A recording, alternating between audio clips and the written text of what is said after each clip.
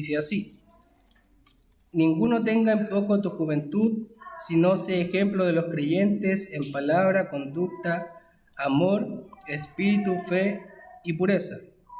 Entre tanto que voy, ocúpate en la lectura, la exhortación y la enseñanza. No descuides el don que hay en ti, que te fue dado mediante profecía con la imposición de las manos del presbiterio. Ocúpate en estas cosas, permanece en ellas, para que tu aprovechamiento sea manifiesto a todos. Ten cuidado de ti mismo y de la doctrina. Persiste en ello, pues haciendo esto te salvarás a ti mismo y a los que te oyeren. Oremos al Señor. Señor, le damos gracias por este día, le damos gracias por su misericordia, le damos gracias por tener el privilegio de leer su palabra. Le pedimos, Señor, que nos ayude a poder entenderla, a poder meditar en ella, Señor. Especialmente le pido por mi vida, Señor, para que usted me use, Señor, a pesar de mi pecado, a pesar de mis falencias, Señor, que el Espíritu Santo pueda hablar a través de mí, Señor. En el nombre de Jesús le damos gracias. Amén. Amén. Entonces, esto es lo que Pablo le está diciendo a Timoteo. Para introducir el tema, nosotros sabemos, hermanos, que Dios es un Dios de amor, ¿cierto? Pero este Dios de amor, en su santidad, también hay cosas que Él aborrece. Por ejemplo, una de ellas es la anarquía. Ya, la anarquía es la ausencia total de toda estructura de gobierno y autoridad.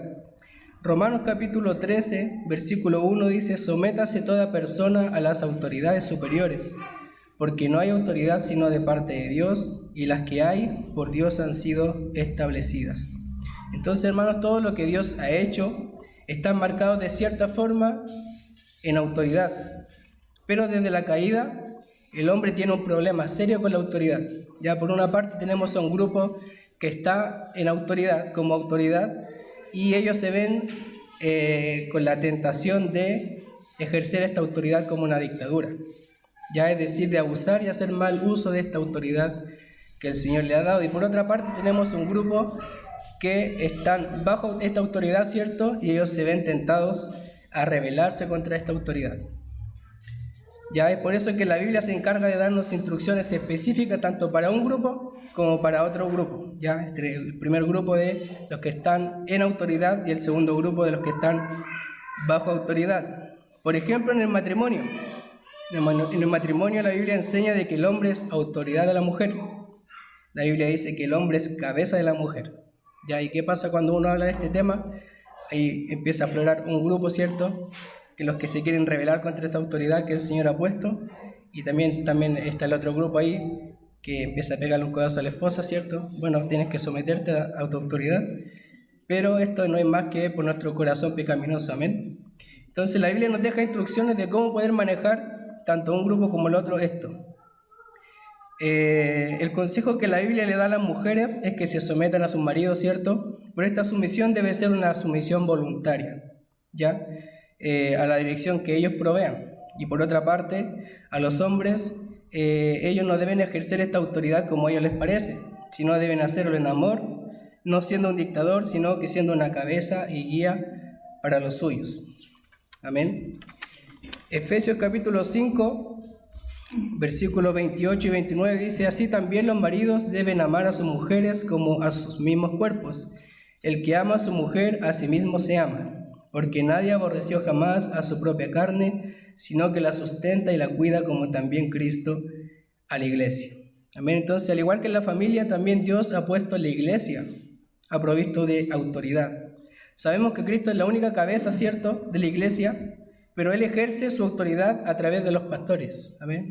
A través de los pastores que Él ha constituido, y ellos a su vez se sujetan o deben sujetarse a la voluntad de Cristo.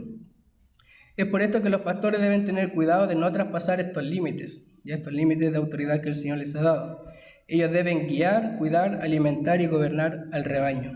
Amén, siempre procurando la gloria de Dios y también procurando el beneficio de las ovejas. Si me acompaña por favor a Primera de Pedro capítulo 5.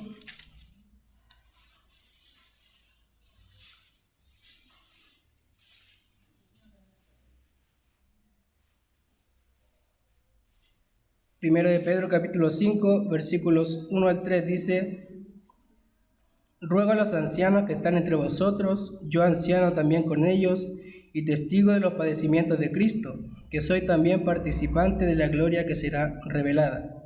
Apacentad la grey de Dios que está entre vosotros, cuidando de ella, no por fuerza, sino voluntariamente, no por ganancia deshonesta, sino con ánimo pronto, no como teniendo señorío sobre los que están a vuestro cuidado, sino siendo ejemplos de la grey.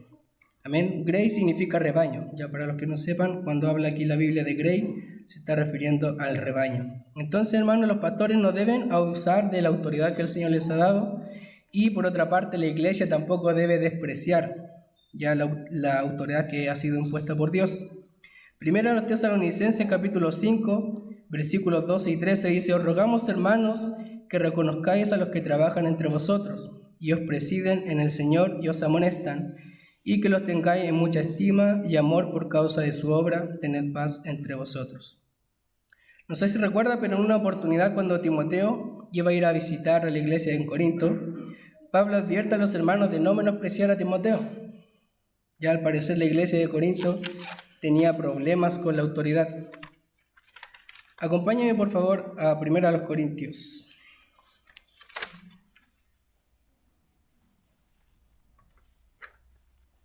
1 Corintios capítulo 16.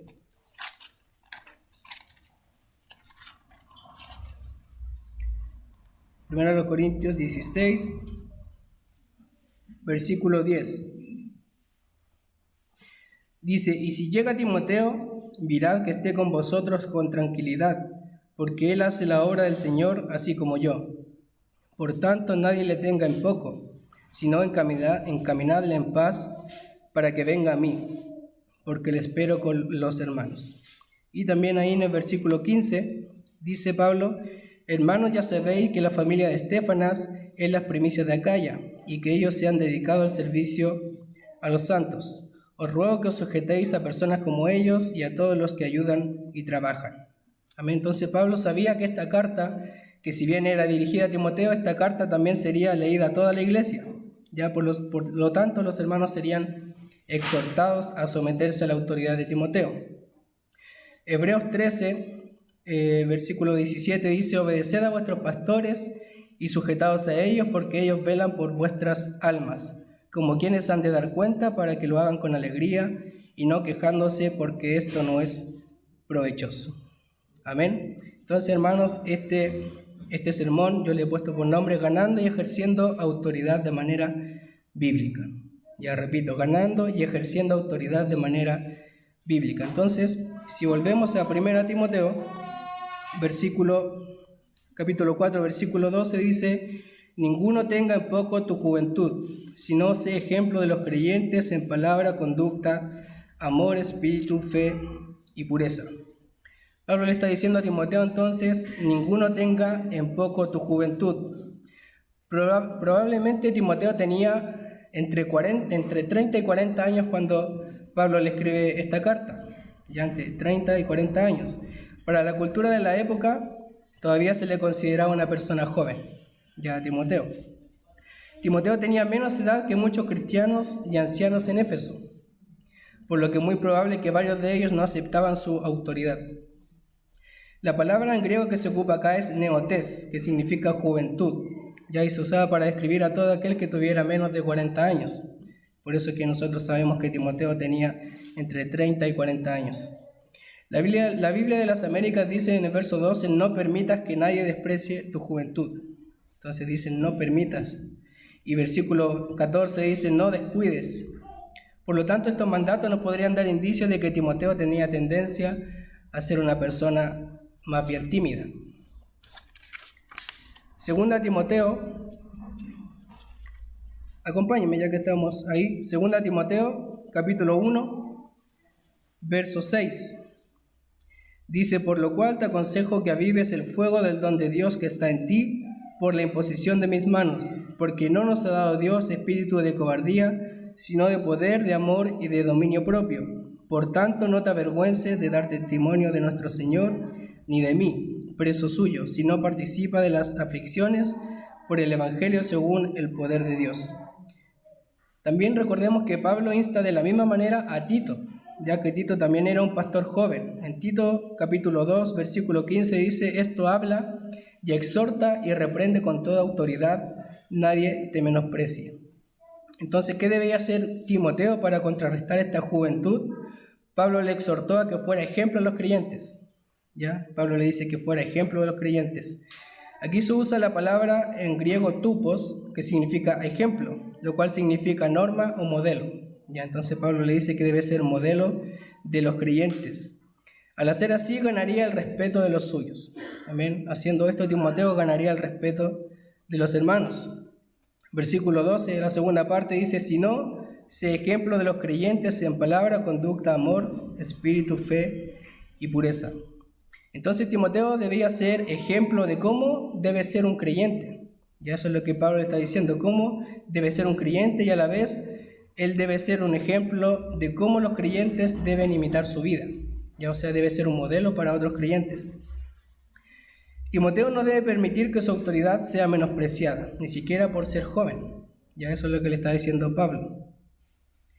Entonces Timoteo debe establecer su autoridad. ¿Y cómo debe hacer esto? No alardeando de ella, ¿cierto?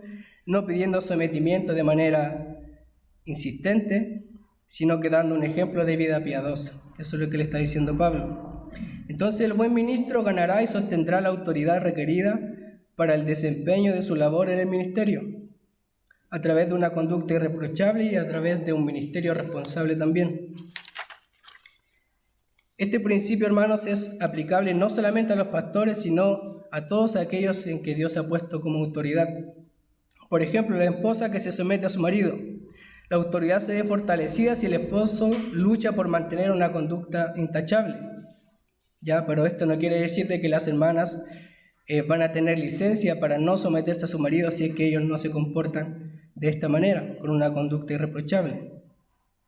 También en el caso de los pastores, por ejemplo, cuando dan los sermones, ellos si no tienen una buena conducta, su familia, por ejemplo, pensará que ellos son hipócritas, ya que está predicando algo, pero en su casa está haciendo de una manera diferente, entonces su familia va a pensar que son hipócritas. O también en el caso de un padre, ¿cierto?, con sus hijos. El caso de un padre que insta a sus hijos o le dice que deben asistir a los cultos, pero en casa, ¿qué pasa? Que los niños ven a papi diciendo, no vamos a ir este domingo al culto.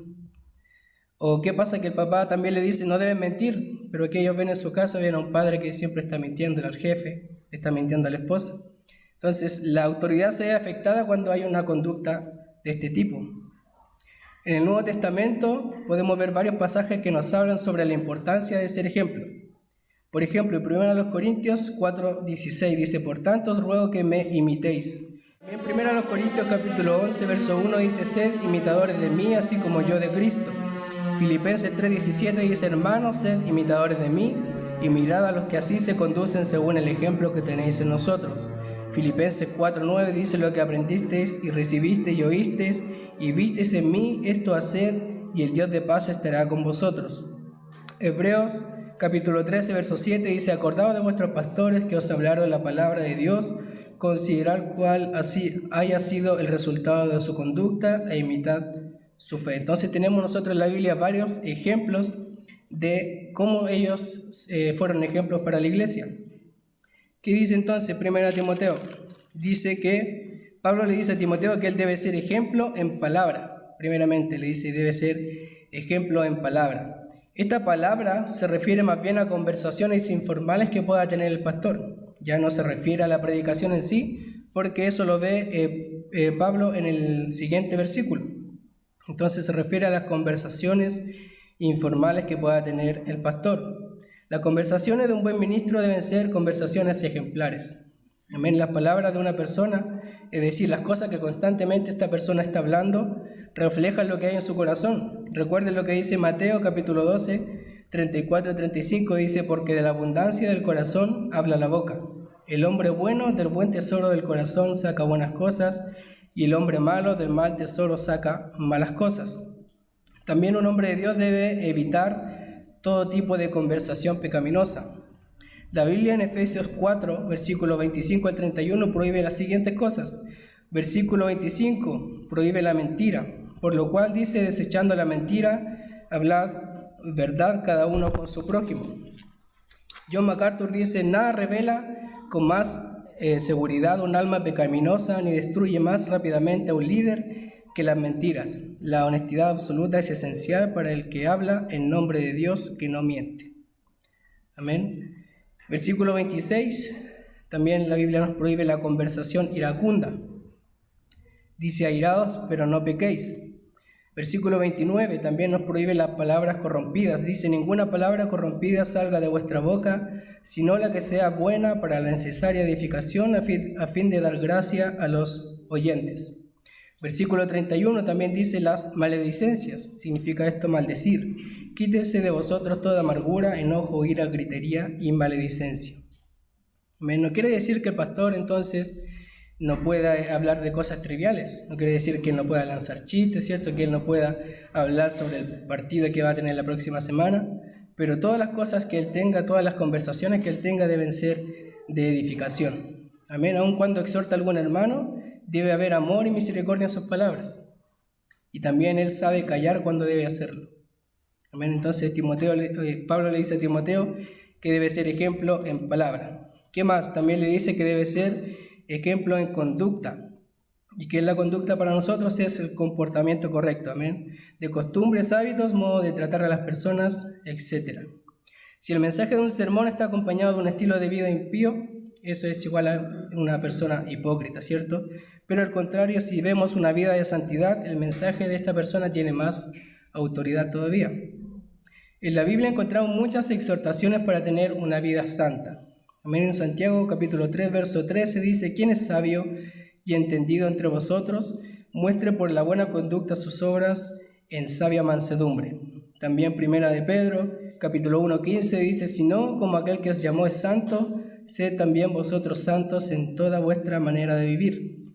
También Primera de Pedro 2, 12 dice: manteniendo vuestra buena manera de vivir entre los gentiles, para que los que murmuran de vosotros como de malhechores glorifiquen a Dios en el día de la visitación, al considerar vuestras buenas obras.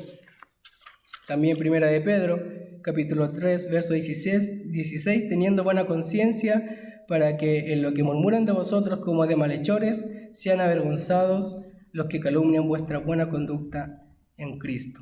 Amén. Entonces Pablo también le dice a Timoteo que debe ser ejemplo en palabra y también en conducta. ¿Qué más dice? Debe ser ejemplo en amor. Amén. El amor bíblico sabemos que es muy diferente a lo que el mundo llama amor. Amén. Este amor implica un servicio a favor de otros sin importar cómo se sienta el pastor o cómo se sienta la persona. Acompáñeme a Juan 15, 13.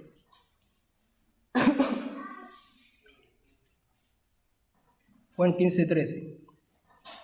Dice: nadie tiene mayor amor que este, que uno ponga su vida por sus amigos. Amén. Este es el tipo de amor de que Pablo le está diciendo a Timoteo que debe tener. Entonces un pastor debe dar su tiempo, ¿cierto?, y energía por lo que está llamado a servir. También él se debe esforzar para que sean fortalecidos y edificados los hermanos. Colosenses 1:24 dice: ahora me gozo en lo que padezco por vosotros y cumplo en mi carne lo que falta de las aflicciones de Cristo por su cuerpo, que es la iglesia. Segunda a los Corintios 2:4: porque por la mucha tribulación y angustia del corazón os escribí con muchas lágrimas, no para que fueseis contristados, sino para que supieseis cuán grande es el amor que os tengo. Segunda a los Corintios 12:15: y yo con el mayor placer gastaré lo mío, y aún yo mismo me gastaré del todo por amor de vuestras almas, aunque amándoos más sea amado menos. También Pablo, en 2 Corintios, él habla sobre el amor que él tenía a la iglesia, la cual le hizo sentir dolor del sufrimiento todo el tiempo. Acompáñenme también a 1 Tesalonicenses, capítulo 2. 1 Tesalonicenses, capítulo 2. Del 7 al 12 dice: antes fuimos tiernos entre vosotros, como la nodriza que cuida con ternura a sus propios hijos. Tan grande es nuestro afecto por vosotros, que hubiéramos querido entregaros no solo el Evangelio de Dios, sino también nuestras propias vidas, porque habéis llegado a sernos muy queridos, porque os acordáis, hermanos, de nuestro trabajo y fatiga, como trabajando de noche y de día para no ser gravosos a ninguno de vosotros, os predicamos el Evangelio de Dios. Vosotros sois testigos y Dios también de cuán santa, justa y irreprensiblemente nos comportamos con vosotros los creyentes. Así como también sabéis de qué modo, como el Padre a sus hijos, exhortábamos y consolábamos a cada uno de vosotros, y os encargábamos que anduvieseis como es digno de Dios, que os llamó a su reino y gloria. Amén. Entonces, de este amor es el que Pablo le está diciendo a Timoteo que debe tener. También en Filipenses 2, del 25 al 30, Pablo elogia a Epafrodito, quien como el apóstol mismo estuvo a punto de morir por su extenuante servicio en la causa de Cristo. Y como un ministro excelente trabaja con la perspectiva de la eternidad, ve los sacrificios del amor como algo insignificante. Amén. Entonces, de este amor es el que Pablo le dice a Timoteo que debe ser ejemplo. ¿Qué más? También dice de fe. Dice que debe ser ejemplo de fe. Aquí la fe no se refiere a una creencia, ¿ya? No está hablando de eso, más bien se está refiriendo a la fidelidad y la inquebrantable devoción que debe tener un buen ministro de Dios. Un buen ministro, cierto, siempre debe ser fiel, es decir, que él no se va a apartar de su rumbo. Se requiere de los administradores, escribió Pablo en 1 Corintios 4:2, que cada uno sea hallado fiel. Recuerda ese pasaje, cada uno sea hallado fiel. Por lo tanto, los pastores pasan por las mismas aflicciones que los demás. Bueno, a veces uno se olvida de eso, pero los pastores también pasan por aflicciones como nosotros. Por ejemplo, no sé si usted ha pensado alguna vez eso, si alguna vez el pastor ha tenido necesidad, si alguna vez le ha faltado para un CAP, por ejemplo, no sé si usted ha sabido, probablemente que no, pero ellos también pasan este tipo de necesidades. Y además de estas aflicciones propias que todos tenemos, ellos también tienen aflicciones propias del ministerio. Por ejemplo, la soledad. ¿A quién recurren ellos cuando se sienten solos o cuando tienen necesidad espiritual? Son aflicciones propias del ministerio. También ellos son muchas veces incomprendidos por los miembros de la iglesia. También son bastante criticados, ¿cierto?, por su falta de tiempo, porque quizá un hermano piensa que el pastor debería estar más presente. También ellos son incomprendidos por los miembros de la iglesia. Entonces, un buen ministro, ¿cierto?, debe tener su confianza en Dios, aún en situaciones difíciles. Eso es lo que Pablo le está diciendo a Timoteo. También dice que debe ser ejemplo en pureza. La palabra acá que se ocupa es agneia, que significa pureza, y se refiere primordialmente a la pureza en cuanto a la sexualidad. Amén. Tanto en la conducta como en las intenciones del corazón. Nada debilita tanto un ministerio como la impureza sexual. Esto se hace muy evidente en la relación de los requisitos para que un obispo sea irreprensible. Encabezando esta lista está el requisito de que un hombre debe ser, cierto, hombre de una sola mujer, dice ahí en Timoteo. Los líderes son muy vulnerables en ese aspecto, ya que es un requisito prioritario. Por lo tanto, Satanás está frecuentemente atacando por esa vía. Un buen ministro debe prestar atención a la exhortación de Pablo a Timoteo de que huya también de las pasiones juveniles, lo que le dice la segunda carta a Timoteo. Entonces también, versículo 13, dice: entre tanto que voy, ocúpate en la lectura, la exhortación y la enseñanza. Recordemos que Pablo tenía el deseo de ir a visitar a Timoteo. Eso lo vimos también en el capítulo 3, verso 14, donde le dice: esto te escribo, aunque tengo la esperanza de ir pronto a verte. Él le dice: ocúpate. ¿En qué se debe ocupar? En tres cosas: la lectura, la exhortación y la enseñanza. Ocúpate. Pablo, entonces, mientras que Pablo llegaba a Timoteo, debía continuar edificándose en la revelación de Dios. Abarca no solamente el acto de enseñar, sino todo el empeño, estudio, preparación asociado a esto. Esto es previamente, durante y después. Entonces, un ministro es responsable de la administración pública de la palabra. 1 Timoteo 3, 14 al 15 dice: esto te escribo, aunque tengo la esperanza de ir pronto a verte, para que si tardo sepas cómo debes conducirte en la casa de Dios, que es la iglesia del Dios viviente, columna y baluarte de la verdad. Entonces, un buen ministro es responsable de la administración pública de la palabra. Entonces, ¿qué le dice Pablo? Ocúpate en tres cosas. Y la primera de ellas es la lectura. Dice: ocúpate en la lectura. Esta lectura más bien se refiere a la lectura pública de las Escrituras, ya no a la lectura personal, sino que a la lectura pública de las Escrituras. Al igual que en las sinagogas, se lee públicamente las Escrituras, debido en parte a la falta de manuscritos. Ya se hacía esto. La práctica de la sinagoga se había trasladado a la iglesia primitiva. Parte de cada culto de adoración en una sinagoga era la lectura y también la explicación de los pasajes del Antiguo Testamento. Esta costumbre tiene su origen en la práctica de los exiliados cuando regresaron del cautiverio. Si me acompaña Nehemías, vamos a ver esta práctica. Nehemías capítulo 8. Esta práctica de la lectura pública de las Escrituras. Nehemías 8.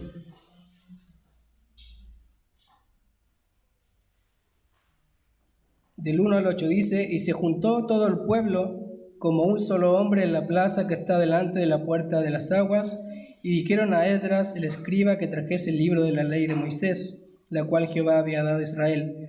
Y el sacerdote Esdras trajo la ley delante de la congregación, así de hombres como de mujeres y de todos los que podían entender, el primer día del mes séptimo.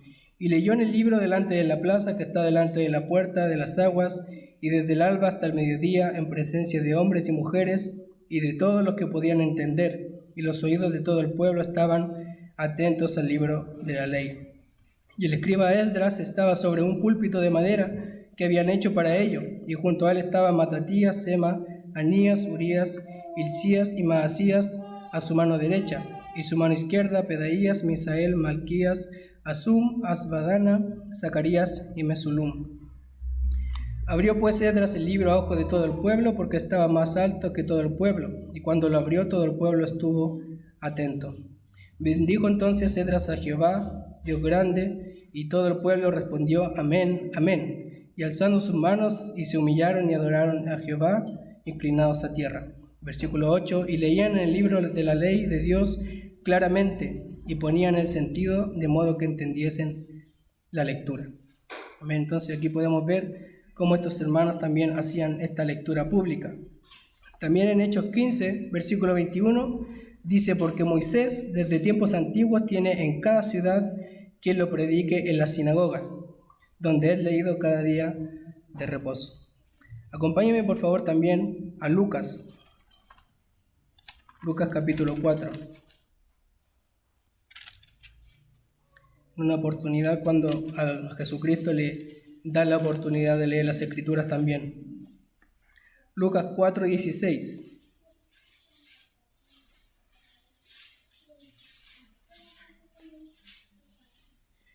Lucas 4:16 dice: vino a Nazaret, hablando de Jesús, donde se había criado, y en el día de reposo entró en la sinagoga, conforme a su costumbre, y se levantó a leer. Y se le dio el libro del profeta Isaías, y habiendo abierto el libro, halló el lugar donde estaba escrito: el Espíritu del Señor está sobre mí, por cuanto me ha ungido para dar buenas nuevas a los pobres, me ha enviado a sanar a los quebrantados de corazón, y pregonar libertad a los cautivos, y vista a los ciegos, a poner en libertad a los oprimidos, a predicar el año agradable del Señor. Y enrollando el libro, lo dio al ministro y se sentó, y los ojos de todos en la sinagoga estaban fijos en él. Y comenzó a decirles: hoy se ha cumplido esta escritura delante de vosotros. Y todos daban buen testimonio de él y estaban maravillados de la palabra de gracia que salían de su boca. Y decían: ¿no es este el hijo de José? Entonces aquí también podemos ver esta costumbre. Vemos primeramente que Cristo se levantó a leer. Ya le dieron la oportunidad de que él leyera frente a la sinagoga. Dice también este pasaje que después de leer él se sentó. Ya no sé si usted se ha imaginado este cuadro. No es que Cristo pasó adelante a leer y luego se fue a sentar y los ojos de todos estaban sobre él. No fue así, sino que él pasó adelante, leyó y él luego se sentó. ¿Ya? ¿Y por qué se sentó? Bueno, porque tenía la costumbre de predicar sentados. Si usted recuerda, Mateo 23:2 dice: en la cátedra de Moisés se sientan los escribas y los fariseos. ¿Ya? Cátedra, ¿qué significa? Silla. Entonces está diciendo: en la silla de Moisés se sientan los escribas y los fariseos. ¿Y a qué se sientan? A enseñar. Entonces él se sentó, y dice también el pasaje que he puesto los ojos en él. Es decir, todos estaban atentos a lo que él iba a decir. También es importante entender de que Lucas solamente nos da un resumen del sermón. Ya no es que Cristo leyó y se sentó y eso fue todo. Si se fija en el versículo 22 dice: y todos daban buen testimonio de él, y estaban maravillados de las palabras de gracia que salían de su boca. Y decían: ¿no es este el hijo de José? Es decir, de que Cristo, además de leer, Él también explicó las Escrituras. Amén. A la lectura del Antiguo Testamento, la iglesia primitiva añadió la lectura y también la explicación de la doctrina de los apóstoles. Si recordamos en Hechos 2:42 dice: y perseveraban en la doctrina de los apóstoles, en la comunión unos con otros, en el partimiento del pan y en las oraciones.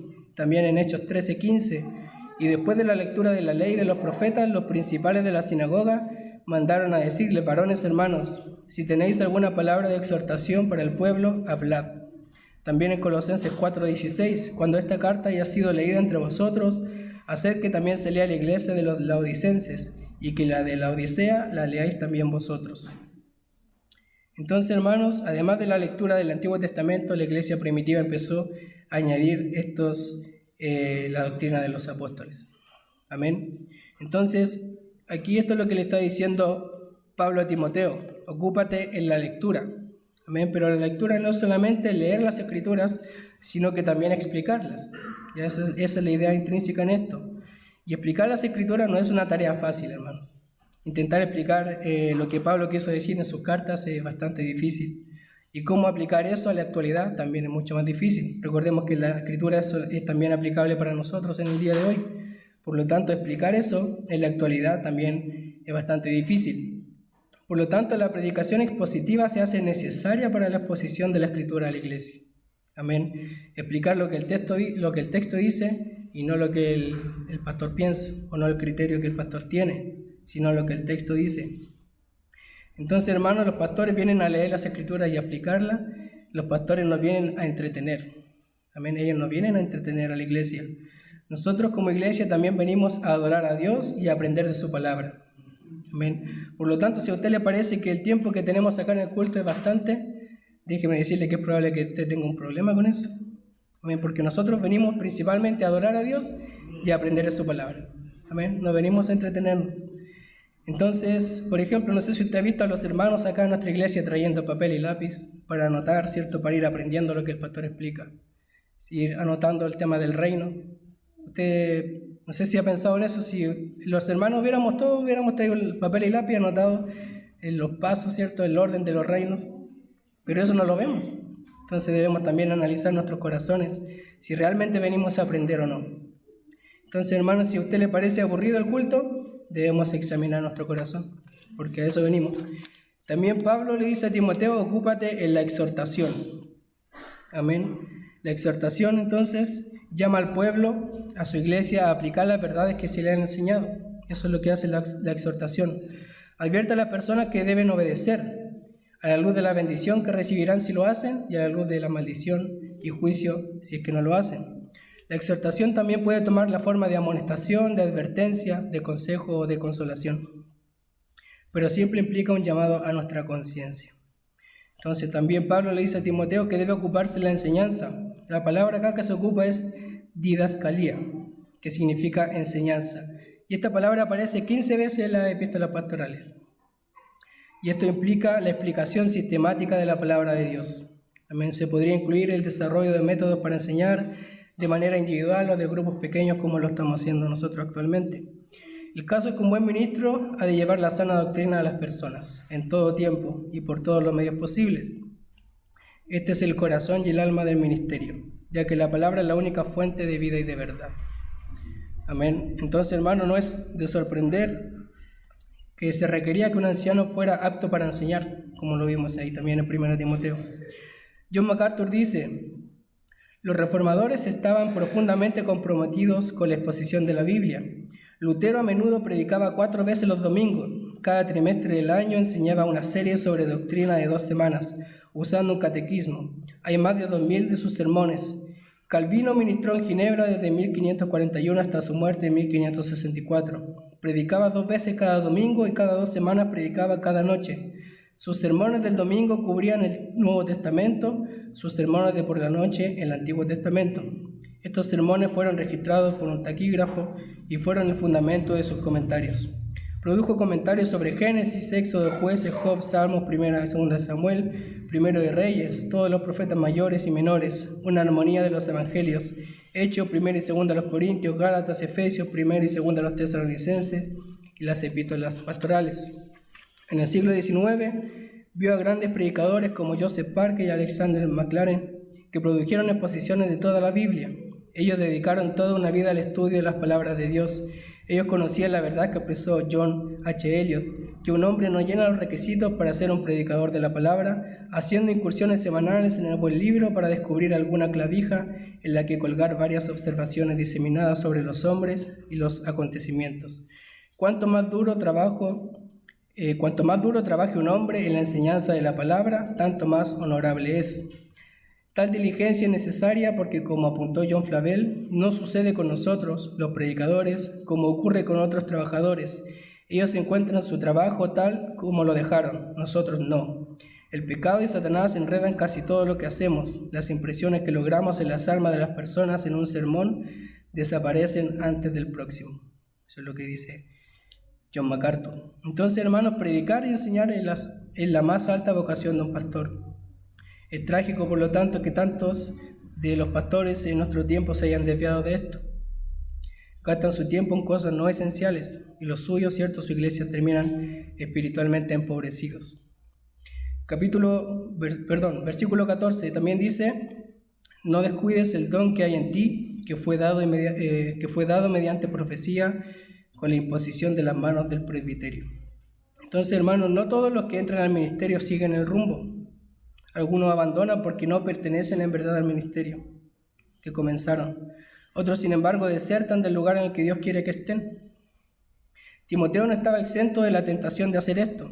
La forma imperativa del verbo ameleo, que dice no descuides, indica de que Timoteo pudiera estar en peligro de abandonar el ministerio. En realidad, él pudiera haber estado sintiendo esta tentación. Parece que la carga del ministerio estaba agobiando a Timoteo, por lo que nosotros podemos leer. Repetir los mensajes constantemente, la falta de compromiso de los miembros puede terminar menoscabando el ánimo del pastor. Dice, no descuides el don que hay en ti. Entonces, hermanos, Dios nos da dones a sus hijos, no solamente a los pastores, nos da dones a todos sus hijos. Por lo tanto, debemos usar nosotros estos dones que Dios nos ha dado. El don de Timoteo era la capacidad que Dios le había dado para el ministerio. Dios nos ha puesto en distintos lugares de este cuerpo, hermanos. Dios nos ha capacitado de dones para que podamos trabajar en este cuerpo. Pero ¿qué pasa si nosotros no usamos estos dones? Lo que pasa es que vamos a sobrecargar al pastor o a los líderes. Acompáñenme a 2 Timoteo, capítulo 1, versos del 3 al 8. Dice, doy gracias a Dios, al cual sirvo desde mis mayores con limpia conciencia, de que sin cesar me acuerdo de ti en mis oraciones noche y día, deseando verte al acordarme de tus lágrimas para llenarme de gozo, trayendo a la memoria la fe no fingida que hay en ti, la cual habitó primero en tu abuela Loida y en tu madre Eunice, y estoy seguro que en ti también. Por lo cual te aconsejo que avives el fuego del don de Dios que está en ti por la imposición de mis manos, porque no nos ha dado Dios espíritu de cobardía, sino de poder, de amor y de dominio propio. Por tanto, no te avergüences de dar testimonio de nuestro Señor, ni de mí, preso suyo, sino participa de las aflicciones por el Evangelio según el poder de Dios. Y versículo del 12 al 15 también dice, por lo cual asimismo padezco esto, pero no me avergüenzo, porque yo sé a quién he creído, y estoy seguro que es poderoso para guardar mi depósito para aquel día. Retén la forma de las sanas palabras que de mí oíste, en la fe y en amor que es en Cristo Jesús. Guarda el buen depósito por el Espíritu Santo que mora en nosotros. Ya sabes esto, que me abandonaron todos los que están en Asia, los cuales son Figelo y Hermógenes. Amén. Entonces, como se ha observado, Timoteo era un joven según el punto de vista de la cultura. Amén. Él se enfrentaba a algunos adversarios de los falsos maestros en Éfeso. Pablo le recordó a Timoteo que de sus constantes oraciones en su favor, mientras también Pablo recordaba las lágrimas de Timoteo, como dice ahí el pasaje. Unos 3 años después de escribir esta primera epístola, Pablo tuvo que exhortarlo a que avivara su don espiritual. Eso es lo que leímos recién en la segunda epístola. Él le recordó de lo que provenía de Dios era poder y no miedo. Incluso es posible que Timoteo hubiera sentido la tentación de avergonzarse de Pablo, como lo leímos ahí, o hasta del Señor mismo. Además de estas presiones externas, habían tentaciones internas de falta de diligencia y lujuria. Por consiguiente, Pablo le hizo exhortaciones Las siguientes exhortaciones en 2 Timoteo 2:1, del 3 al 6 y versículo 22 también. Acompáñenme. 2 Timoteo capítulo 2, verso 1 dice: Tú pues, hijo mío, esfuérzate en la gracia que es en Cristo Jesús. Versículo 3: Tú pues sufre penalidades como un buen soldado de Jesucristo. Ninguno que milita se enreda en los negocios de la vida a fin de agradar a aquel que lo tomó por soldado. Y también el que lucha como atleta no es coronado, sino lucha legítimamente. El labrador, para participar de los frutos, debe trabajar primero. Versículo 22. Huye también de las pasiones juveniles y sigue la justicia, la fe, el amor y la paz con los que de corazón limpio invocan al Señor. Amén. También, versículo 15. Dice: ocúpate de estas cosas, permanece en ellas para que tu aprovechamiento sea manifiesto a todos. Entonces, hermanos, un hombre de Dios debe tener una firme dedicación a su llamamiento. No debe ser como el hombre que nos habla Santiago, un hombre de doble ánimo. Aquí se ocupa la palabra griega meletao, que significa ocúpate en. Y esto denota el concepto de considerar muy bien de antemano, planificar, trazar estrategias o premeditar. Cuando un pastor no participa del ministerio, este ministro debe estar preparando, orando o planificando para esto. Un buen ministro es consumido por su trabajo. En 2 Timoteo 4:2, Pablo ordenó a Timoteo que predicara la palabra, que instara a tiempo y fuera de tiempo. Esto es decir, cuando es conveniente y aun cuando no lo es. El siervo de Jesucristo nunca está fuera de servicio. Amén. Versículo 16 dice: ten cuidado de ti mismo y de la doctrina, persiste en ello, pues haciendo esto te salvarás a ti mismo y a los que te oyeren. Recordemos, hermano, el contexto de este capítulo, que está hablando de la apostasía. Amén. Está hablando de las falsas enseñanzas dentro de la iglesia. Por lo tanto, Timoteo debe tener una constante atención a su propia vida y del rebaño. Es la misma preocupación que debe tener un pastor, de su propia vida y del rebaño. Porque aquí le dice Pablo a Timoteo: ten cuidado de ti mismo. Y también le dice: también ten cuidado de cuidar la doctrina que se está enseñando en la iglesia. Dice: con esto te salvarás a ti mismo y a los que te oyeren. La obra de Dios de preservar a los santos no elimina nuestra responsabilidad de perseverar. Spurgeon dice: qué terrible debe ser irse al infierno desde la sombra de un púlpito, pero cuán terrible debe ser irse al infierno desde el púlpito mismo. Por lo tanto, un pastor debe tener cuidado de sí mismo y de la doctrina que está enseñando. Un verdadero hombre de Dios se concentrará en forma total en la santidad personal y también en la instrucción pública. El doble beneficio de hacer esto es que se salvará el ministro mismo y los que lo oyeren. Esto producirá salvación para él, en el sentido de que la salvación final, es decir, la liberación del pecado y la entrada a la gloria eterna, exige perseverancia. Es la inequívoca enseñanza de la Biblia que el perseverar en la fe es una característica de la salvación genuina.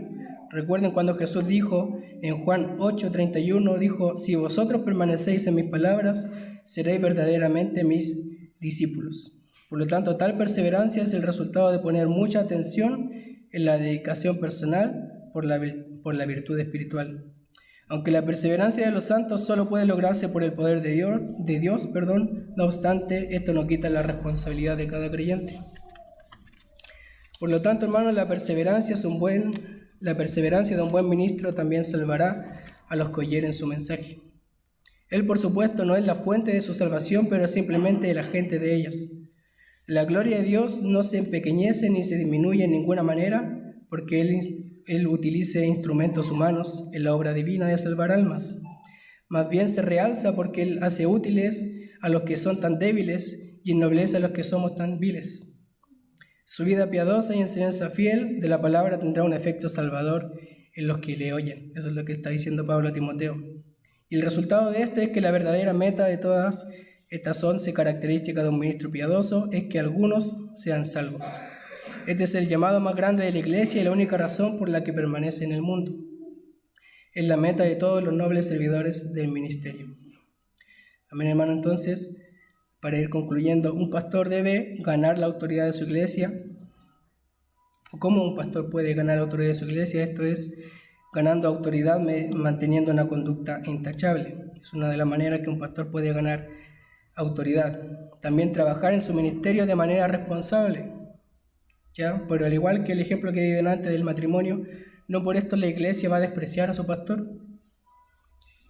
Por otra parte, la iglesia no debe menospreciar la autoridad que Dios ha puesto. La autoridad no tiene que ver con la personalidad del pastor, porque si fuera por eso, ¿cómo era Timoteo? Era una persona joven, primeramente. Era una persona tímida y además era una persona con frecuentes enfermedades. Recuerde que Pablo le dice a Timoteo que ya no tome agua, sino que tome un poco de vino por sus frecuentes enfermedades. Por lo tanto, eso no tiene que ver más bien con la personalidad del pastor, sino con la autoridad que Dios ha puesto. Amén. Estos pasajes también aplican para el resto de los hermanos, no solamente para los pastores. Recuerden que Pablo le está diciendo a Timoteo que debe ser ejemplo para los creyentes. Entonces, hermanos, sabemos que nadie es perfecto, ¿cierto? Que somos todos pecadores y que por esfuerzo humano no podemos lograr nosotros todo esto, ni tenemos el poder de hacerlo. Solo por la gracia de Dios, la cual debemos buscar y debemos depender de ella. Entonces, Pastor Juan, déjeme decirle que usted no puede hacer esto por su propia fuerza, sino solamente por la gracia del Señor. Amén. Oremos, hermanos.